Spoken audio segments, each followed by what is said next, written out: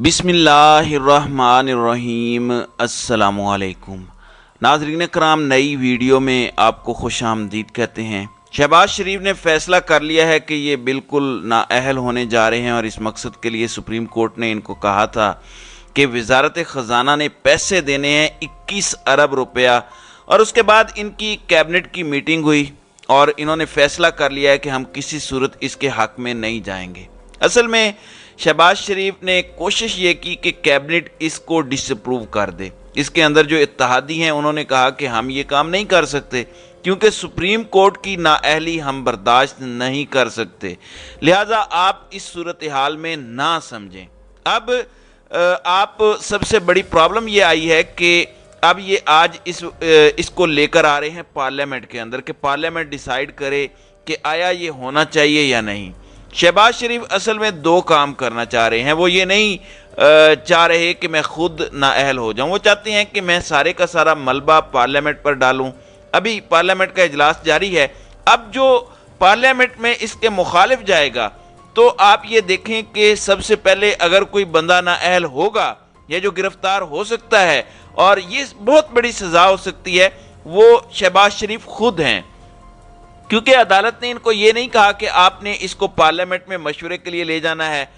عدالت نے کہا ہے کہ یہ آرڈر ہے، آپ نے ہر حال میں اس کے احکامات ماننے ہیں۔ وزارت خزانہ یعنی اسحاق ڈار نااہل ہو سکتا ہے، اس کے علاوہ شہباز شریف نااہل ہو سکتا ہے۔ شہباز شریف اصل میں یہ چاہتا ہے کہ اگر آج پارلیمنٹ میں سارے ممبرز ڈر کے مارے آ کر اگر اس کے حق میں ووٹ دے دیتے ہیں یا پھر بہت سے ایبسینٹ رہتے ہیں تو پھر اس صورت میں اگر اپروو ہو جاتا ہے تو ملبہ میرے اوپر نہ گرے۔ میں کہوں کہ میں کیا کر سکتا تھا، پارلیمنٹ نے یہ سب کچھ کیا۔ وجہ یہ ہے کہ 10 تاریخ کو یعنی آج تک انہوں نے پیسے دینے ہیں، اور اس کے بعد پھر اس کی سپریم کورٹ میں کل تک رپورٹ جمع کروانی ہے، اور عدالت اس کو مانیٹر کر رہی ہے۔ اگر یہ کام نہیں کرتے تو شہباز شریف یقیناً نااہل ہوگا۔ دیکھیں، شہباز شریف کو پھنسانے والی پیچھے بیٹھی ہوئی ہے مریم۔ اب ہوا یوں ہے کہ پی ٹی آئی والوں نے لسٹ منگوا لی ہے، اور کیبنٹ کے اندر جتنے وزیر اور یہ سارے بیٹھے ہوئے تھے، اب وہ پی ٹی آئی والوں کو کال کر کے کہہ رہے ہیں کہ آپ ہمارا نام نہ ڈالیں، جو سپریم کورٹ کا فیصلہ آیا تھا ہم نے اس پر ریجیکشن نہیں دی۔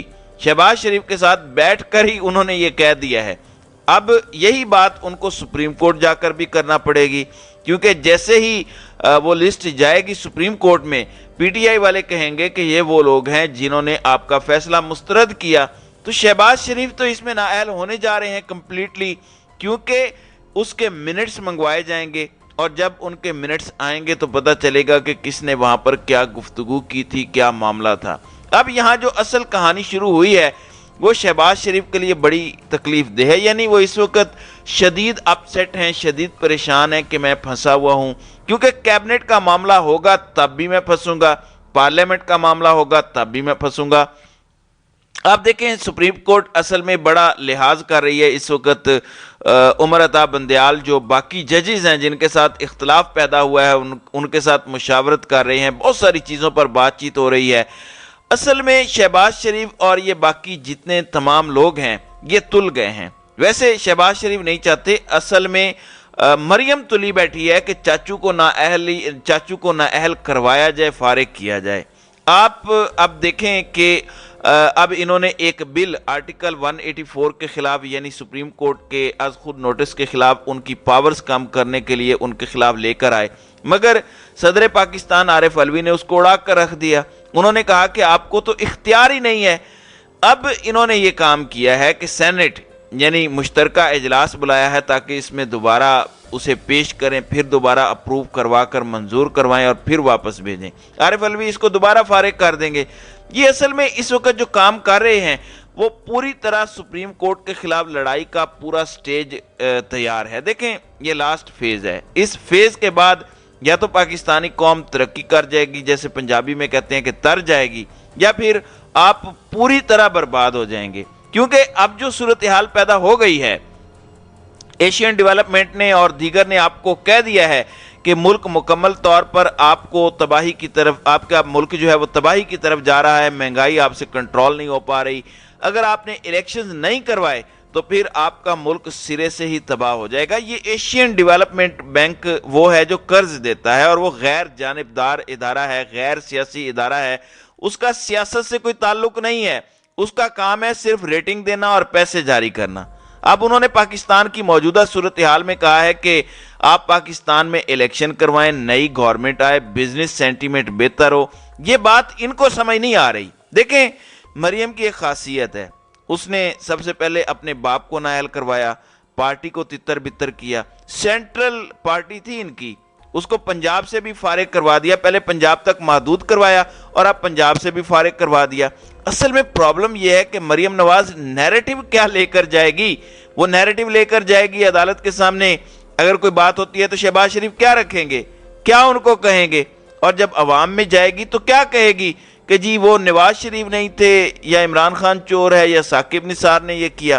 آپ یقین کیجئے گلی محلے میں یہ بات ہو رہی ہے کہ یہ الیکشن کروا دیں، زیادہ بے عزت نہ ہوں، کیونکہ سب کو پتہ چل گیا ہے کہ یہ انتہائی ڈرپوک اور بزدل ہیں۔ اصل میں ان لوگوں نے سرویز کروائے تھے، 75% سیٹیں عمران خان جیتنے جا رہا ہے۔ ایشورٹی تھی نواز شریف کو اور مریم کو کہ الیکشنز نہیں ہوں گے۔ جب ان کو ایشورٹی تھی کہ الیکشنز نہیں ہوں گے تو اب یہ پریشان بیٹھے ہیں کہ اب الیکشن میں ہم جا کر کیا کریں۔ آپ نے دیکھا ہے کہ حمزہ نے اپنے آپ کو سائیڈ پہ کیا ہوا ہے۔ حمزہ اپنے باپ شہباز شریف کو بھی بار بار کہہ رہا ہے کہ یہ آپ کو نااہل کروائے گی، آپ اس کو بہتر انداز میں ڈیل کریں۔ لیکن شہباز شریف اس وقت بیچ بچاؤ کر کے بیچ کا کوئی راستہ نکال رہے ہیں۔ سب سے بڑی بات ہے کہ انہوں نے اسی دن توہین عدالت کر دی تھی جس دن فیصلہ مسترد کیا تھا ان کی کیبنٹ نے۔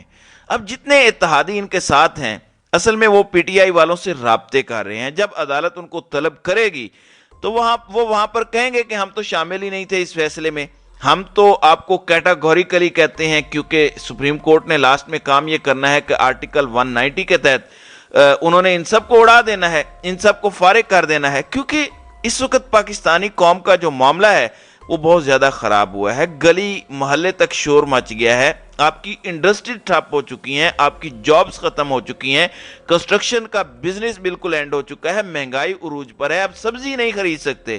یعنی آپ یہاں تک اندازہ کریں اس بات کو کہ اس وقت آپ کے ملک کی صورتحال اتنی زیادہ خراب ہے، اتنی زیادہ خراب ہے کہ پاکستان کی تاریخ میں کبھی بھی ایسا معاملہ نہیں ہوا کہ آپ کے پاس سبزی خریدنے کے پیسے نہ ہوں۔ یہ پہلی دفعہ ہوا ہے کہ پاکستانیوں کے پاس پاکستان میں رہنے کے پیسے نہیں ہیں، پاکستان سے باہر جانے کے پیسے نہیں ہیں، فیملی چھوڑنے کے پیسے نہیں ہیں، فیملی رکھنے کے پیسے نہیں ہیں۔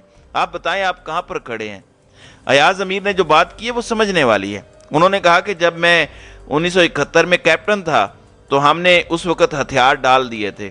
اس نے کہا کہ اس وقت پھر بھی امید تھی کہ چلو ہم دوبارہ شروعات کریں گے، ملک ٹوٹ گیا ہے، باقی کو بچانا ہے۔ اب انہوں نے کہا کہ میں آپ کو کیٹاگوریکلی کہتا ہوں کہ اب حالات اتنے زیادہ خراب ہو چکے ہیں کہ ملک میں کوئی امید نہیں بچی۔ انہوں نے کہا کہ میرا فوجی خاندان سے تعلق ہے اور فوج کے اندر یہ چیز نہیں ہوتی، ہم بالکل مایوس نہیں ہوتے، لیکن پہلی مرتبہ ایسا ہوا ہے کہ میں خود مایوس ہو چکا ہوں اس صورتحال کے اندر کہ یہ ملک کے اندر چل کیا رہا ہے۔ انہوں نے کہا کہ اب کوئی امید باقی نہیں، انہوں نے امیدیں ساری توڑ دی ہیں۔ آپ دیکھیں اگر الیکشن روکتے ہیں، ایک سادی بات ان کو سمجھ نہیں آ رہی کہ یہ جتنے بڑے لوگ ہیں، یہ جو اشرافیہ ہے، ان سب کی عیاشی پاکستانی عوام کے ٹیکس کے پیسوں سے ہے۔